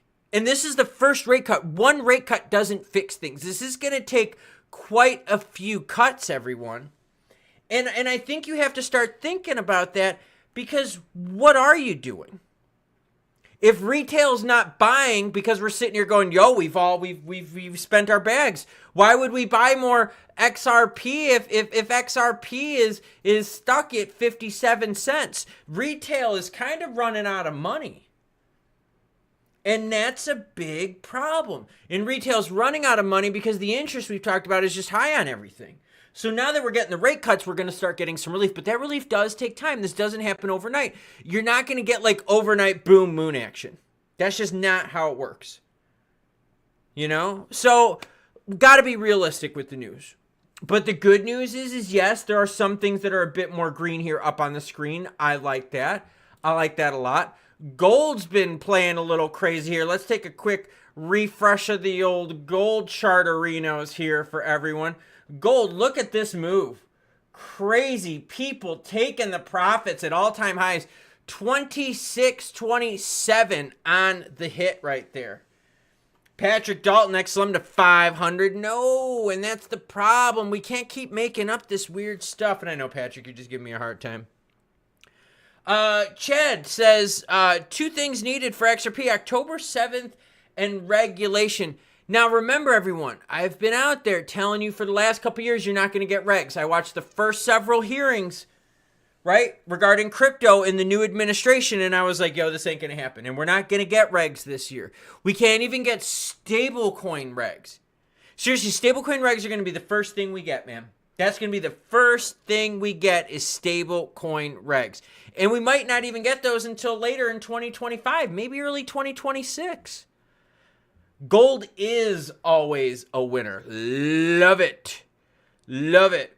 Paul says dropping the rates does not put money in your pocket. You can't buy anything. The economy has to be fixed. Yes, dropping rates does put more money in your pocket. Because if you wanted to buy a house 3 weeks ago, you paid more than you would, say, tomorrow. That's saving you money. That is literally saving you money, dropping these rates. Silverfen says, Klaus, we appreciate you. I appreciate all of you. That one guy, I says, I think best bet is second or third quarter next year. Yeah, wouldn't it be nice next year we start looking at like good housing coming down, price to build coming down? That would be great. That would be freaking great. Tyler says, statistically, September is never a good month as it is. Very true. Very, very true.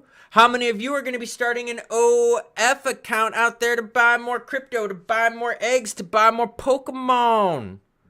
Come on now. A name that I cannot pronounce because I think it's just a bunch of typed out stuff says I pay 1.74% for my home. And that's another issue is people that got juicy rates for their homes. Why would they sell their homes now only to get a super high rate on the next one they buy? No, so those people that are in those low rates that got those low rates for a few years, they're going to have to hang out.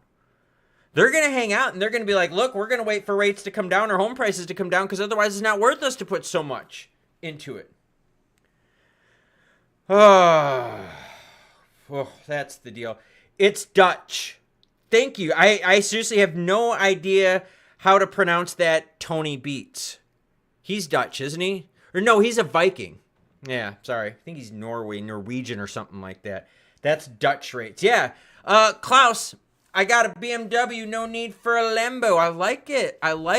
Yeah, 1.74 is legit good for money. Like home loans at that, you are winning. And that's the deal. You will not see people list their homes on the market if they're getting 1.74 because why would they do that knowing that they would come back and now get 5.756? They don't want that. RN says I can't afford to buy my own house in today's market. Affordable housing is a huge problem. I think it's probably the biggest problem that we face here is housing is not affordable. Because if housing is affordable, that means if you're a growing family, you're entering debt. And you're entering debt as a growing family, paying for kids and schools and all that kind of stuff. You know what I mean? Housing really does have a trickle effect in a lot of places. And housing bugs me, I think, the most out of everything when it comes to the economy. I really wish housing would turn around. Really do. What's Larson doing with his XRP? My man Larson's going to make some money. Come on now. Got to get some money. Paul says you have to put money back in people's pockets with tax cuts and gas cuts. Okay, here's the problem, Paul. If you give people more money right now, where does that money go? It goes to paying the interest on their loans. It goes to paying the interest on their credit card because food is so expensive. It goes to paying all their bills. So then that money goes to the bigs anyways. That doesn't help people. Like if you keep giving tax cuts, people use that money and it goes to, okay, remember when everyone got their stimmy checks? What happened at Walmart, Best Buy and all that? All the TVs were bought. Oh my God, all of a sudden there's a pandemic. We're getting stimmy checks and you can't find a TV. You can't find a Nintendo Switch. Just see what I'm saying? Here, I'll move the BTC right there for you. There you go. I moved the BTC so you could see the price. So, I don't know, man. I think you just gotta deal with it. You got to keep your debt down. You got to keep your rates as low as possible. You always have to have cash ready to buy. You can't get stuck or married to things. You got to be flexible. If that's the one thing we've all learned, you got to be flexible. Wandering Gnome says, also, all the houses they're making now, all those 2-3-story houses, 2-3 garages, no 1-story ramblers anymore. Yeah, the entry housing market is now all like multi-family, or I'm sorry, multi-unit like living where it's like townhomes where they do 3 in a row, 4 in a row, duplexes. That's a good thing, man. That is a really good thing. Denver ASL says stop eating out. Okay. I'm glad you brought that up. When it comes to inflation and the things that are really, really high right now and still going crazy up, it's eating out. Food outside of the home is one of the things in this inflation report that we have been dealing with now that has not cooled off yet. Used cars went down 10% month over month. Food outside the home goes up like 5, 6, 7%. It is crazy as possible. Toilet paper over television. Put your eggs in lots of baskets. That's from Trick. Yeah, I agree with that. I think you should have as many revenue streams as possible. I think when you invest, you should diversify as much as possible. I think when it comes to getting your news, you should get as many sources as possible. I think the statement that Trick said, put your eggs in a lot of baskets, applies to a lot of things. A lot of things. RN with the good one says, I only eat out at home. Everyone goes, Klaus, why do you have your tongue pierced? I'm like, well, my wife never complained. Well done. Golf clap on the adult joke. Well done. Oh yeah, $6 McDouble. Yeah, you remember like Arby's 5 for $5? You know, they had that kind of stuff. McDonald's, I remember growing up as a kid, they would have like, I think it was like 29-cent burger and 39-cent cheeseburger days. And my mom would give us a $5 bill and we would walk to McDonald's and we'd just buy this big ass bag of like disgusting burgers and cheese. And we'd just plow it all down. Oh, it was so much fun. Oh, it was so much fun. Dinner peach emoji. Love it. Love it. Paul says, will happen with the people that don't have the money. There may have been items. Okay.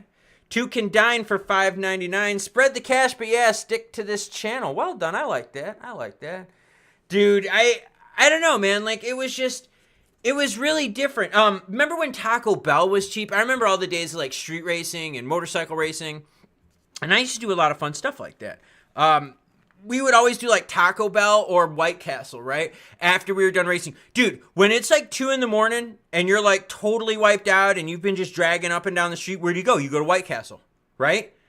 Dude, White Castle gets expensive. Taco Bell gets expensive. I mean, that sucks.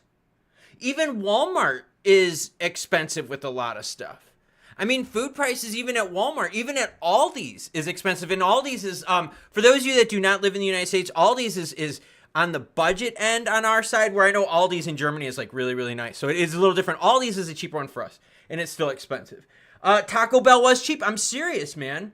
Yeah, do you guys remember, not the bags of burgers, do you remember like the Crave cases? You could get these like cases, they look like little like briefcase handle things, dude, and oh, it was awesome. And those were the times, man. And like, you don't have that though anymore, right? It's just, things aren't as affordable. Yeah, the dollar menu. I mean, all that stuff. So things are more expensive, with food outside of home being one of just the hottest things in a negative way. Not hot like, you know, she's hot, jumblies and all that, but one of the hottest things in a negative way when it comes to the prices going up. So life has changed, man. It really has. It's really, really changed. And the thing that's made this change is debt and greed, and it's hard. You know what I mean? It's really hard because the government's not being responsible with their money. A lot of you out there complain about taxes, and trust me, I get it. I complain about taxes all the time too. Tax me all you want, but at least use my money responsibly, and at least like use my money in appropriate areas. Those are two things that don't happen right now with the government. Do I want any of my tax dollars to go to Ukraine? Hell no. Hell no. Not a chance. Fix here first, and then you could fix other people. I can help out my daughters. I can help out my son. I can help out a lot of people. Why? Because I took care of home first.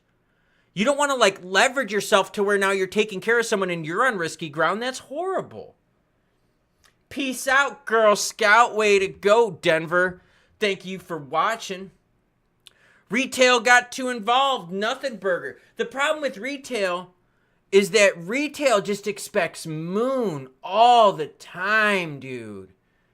It's so true. Retail just wants moon because they've wasted their time. And yeah, XRP moved a bit here. We like that. But again, where did we get rejected? 58 cents. Retail doesn't have the bags anymore to pump up crypto like it used to. Retail doesn't have the bags because we're paying too much for everything. Break Tech Solutions says, imagine if you collect all the money in the world and stop improving the planet to end up in a box and not make a difference at all. What a waste of life. That's why I'm traveling. I'm doing some international traveling. That's why I like doing races, because it's a lot of fun. I'm doing something with my life. That one guy, says, if I take the family out to eat, I'm spending $100 minimum. Totally agree with that. My wife and I were talking about like baseball games, right? So you take the family to a baseball game. When you just get to like tickets and parking, you're already over $100. Okay? I mean, you're well over $100 a family of 4, tickets and parking. And then you got all the food, you got the drinks and all that, Michael Gray says, where is melting faces? Oh my gosh, man.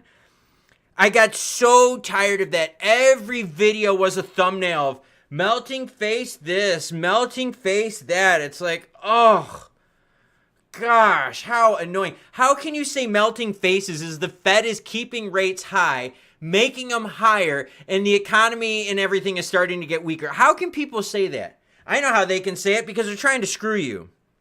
Melting faces. Come on, man.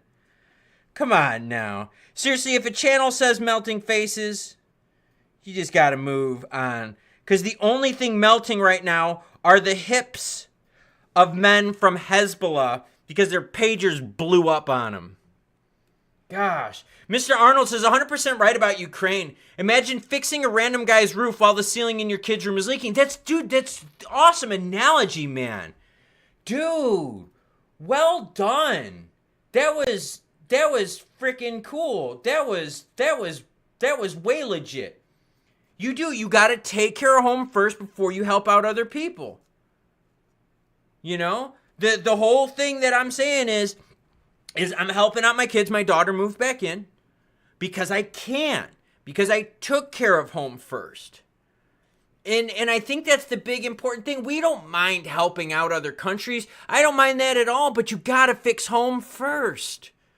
Home's gotta get fixed first. Oh, Kevin O'Connor says, I'm in the Scottish Highlands in my van, no Lambo for this fella. Bought 2 steaks at a local butcher, set me back 30 pounds or $39. Whoa. Yeah, meat is pretty bad. Meat is pretty bad. Trick says, that's why I'm living the dream. Life is way too short for any type of worry. Yeah. Do what you got to do. Enjoy the time you're on this earth, man. Seriously, cherish every freaking moment of it, and don't think that anything out there is ever too severe to keep you down for too long. Do not let stuff break you down, man. You got to have fun. That goes personally. If you're not okay, you cannot help others. I think that's true too. If you're not in a good state, how do you help others? So, I don't know, man. I don't know. I don't get how that works. But this is what we're going to do. We're going to end the stream at 3:50 so I can do more dad duty stuff. That's right, everyone. I'm a dad first, family man first. 3:50 stream, end time, Eastern time. So if you got your questions, you got your comments, you've got 8 minutes to do it. Let me get a quick drink here. Electrolytes.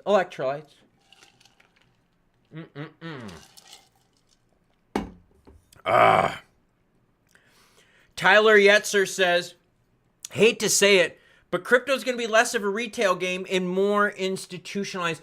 You definitely see that with the likes of the SEC. Definitely see that with the likes of the SEC. Cooper King says, Klaus, how many monitors do you have? I have 3. I have the one, this right here, you see me, like that's like what you're seeing on the screen is this, that's like right in front of me. I have my chat monitor here on this side, and then I have my feedback monitor right up here. So I literally can stand in one place and just check out everything. And then every so often, I have my phone ready too, just in case I need something. Miguel Casillas says, do we get a 25 basis point cut? No, we got a 50. The gentleman with the name that I cannot pronounce, which I seriously apologize for. My name is not easy either. Like Klaus is not an easy, like it's not a common one. So I apologize for not getting your name right. But says, I wanted to thank you for your content, Klaus. Well, I appreciate that. I wanted to thank you for watching. I'm very pleased with this. This is awesome. That one guy says, gotta work. Later, Klaus. Later, dude. Thank you for swinging by. Joe Buddy helping us out, letting Miguel know we got a 50. Same thing with Tyler. It's it's a hard part. Today was the first step in a big one, a first step into getting rates under control. But we gotta make sure that we get our spending under control too. Break Test Solution says, thank you for your time here, Klaus. It's good to see you and your community is really tuned in. Yeah, the community that we have, and that's why I always bring it up in the videos, like regarding how awesome the live streams are with the chat. Because, dude, chat has got such awesome stuff, man. Like, seriously, chat is just, it really, okay. So I, obviously you guys always know that I've always got my Garmin on me, right? And I always monitor my heart rate and all that. When I do these live streams, you would think that I get like all amped up and heart rate high. No, I'm actually super relaxed because I love doing this stuff. This is so much fun for me. Moshaba says, hey, Klaus, I will be getting in touch with you. Yes, please email me, kind sir. I appreciate it. Let's see. Stowe Player says, it doesn't matter whose balls Brad's got to kiss as long as he gets done what needs to be done. Yeah, there's this thing is like, do the ends justify the means? And honestly, I'm sitting here going, yes, with my email on YouTube, kind sir. Easy way to get a hold of me. I just, you gotta make things work. You gotta be a winner. And it's just like in sports. It doesn't matter if your team wins by 1 run or 10 runs. 1 point or 4 points. Doesn't matter if you win in PKs or if you win in regulation time. A W is a W, and that's what counts. Oh, dude, it's totally okay. Trick says, later, Klaus, got to do a bit of gardening. Well done, sir. I give my tip of the cap to you, kind sir. And by the way, Trick, seriously jealous about your parks. I'll see if I can get a video of what, like, I have around here to kind of give you what, like, our local park is so you can make fun of me. Miguel Casillas says, thanks, man. Big fan of your show. Mainly because you're yourself. God bless you. Well, thank you. I appreciate that. Yeah, totally myself on this show. My humor, all that, like, it's just how I am. It is just totally how I am. My language choice. I like everyone. Seriously. I like everyone until you piss me off or you try to convert me into something. Just don't try to convert me into stuff. That's kind of my thing. Brandon says, appreciate the honesty. Yes, I agree. Last Chance says, not everyone gets a trophy, brother. You're right. Not everyone does get a trophy. And for those of us that have a ton of trophies, this guy right here, we don't care about them. They sit in boxes collecting dust. I got a whole wall of stuff right there. I got stuff in my room. I got stuff from all the sports stuff I've done, and most of it's during my adult life, and I still don't care. Just throwing it out there. Alcoholic Quick says, no boom boom room this weekend. I'm doing a little translating. Luck to everyone from Trick. Yes, good luck to you, sir. OG Stack $1 says, time to clap some cheeks. Yo, the wife ain't home for a few more hours, and I think she's, wait, what day is today? Today's Wednesday, so no. Grocery shopping is tomorrow. So maybe there could be a little booty action. Boozy B says, thanks, good evening, all later. Yes, please make sure you say goodbye to each other before you leave, because remember, I try as hard as I can to make this a community thing so that we all can work together, learn from each other, and share with each other. That's seriously why chat is so important, okay? Chat is so important because it's people from all over the world sharing their experiences, how they feel, in an environment where we can work together, talk about stuff, make a little fun here and there, and learn. I like that. That's the winner. What do I think of Vitalik's singing performance? He's a weirdo, man. He's also a super good runner. Just throwing it out there. Mauricio says, sorry, Klaus, I was late. What was the rate cut, 25 or 50? We got a 50. We got a 50. Break Tech Solution says, I would create you into a green candle, Klaus. And that's the thing. Everyone sits, like, not everyone, but there's a lot of people that think that, like I'm always negative with the news. Or I bring the news whether it's good or bad, happy or sad. For the last 3 years, you cannot lie and tell me that it has not been good news, right? When you look at crypto as a whole, the last 3 years have not been that pretty. The last couple of years certainly haven't been that pretty. So for me, I'm happy when the news is good, because when the news is good, views go up. So obviously I'd be happy. When the news is bad, I'm not going to hide it though from you. I'm not going to be one of those influencers out there that tells you melting faces is like the economy goes to crap.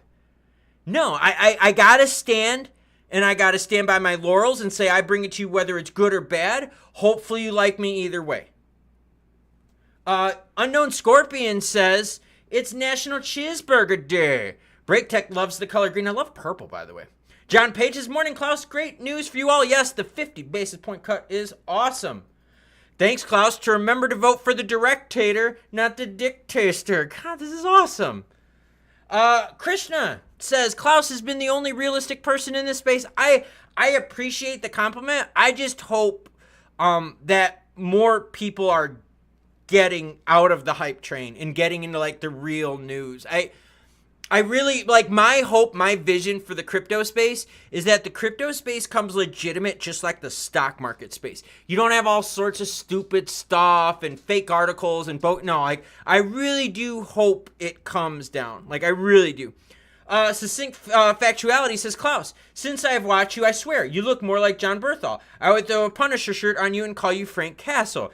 Yeah, I got a little bit of a mouth on me, but like when I swear and when I say naughty stuff, or when I say stuff is like das uber gay, dude, it ain't ripping on gay people. Like, it ain't, it's just my language choice, man. Like, I grew up in the mid 90s, I'm gonna date myself here, and that was the language choice, and that's what I've stuck to. I've been me my whole life. I'll still wear my khakis with a cuff and a crease. I still got 3 stripes down my leg, right? Sometimes I got them on my feet. You know what I'm saying? That's how I roll. I still roll the same way. Kawasaki green is an awesome color. My favorite bike was my 636. I loved my 636. Good or bad, happy or sad, I have a few lives to choose from. Came straight here because you are a real human. That's why we stay. Well, thank you, Brandon. I really do appreciate the support, everyone. The kind comments really keeps me coming back. And I am myself. And yeah, this isn't hopium. This is all about news. And today was a good news day. So what I'm going to do is this. I'm going to put some tunes up on the screen. You know what the song is, and you know what it means. I'll catch you cool cats later. And as always, choo choo bitches.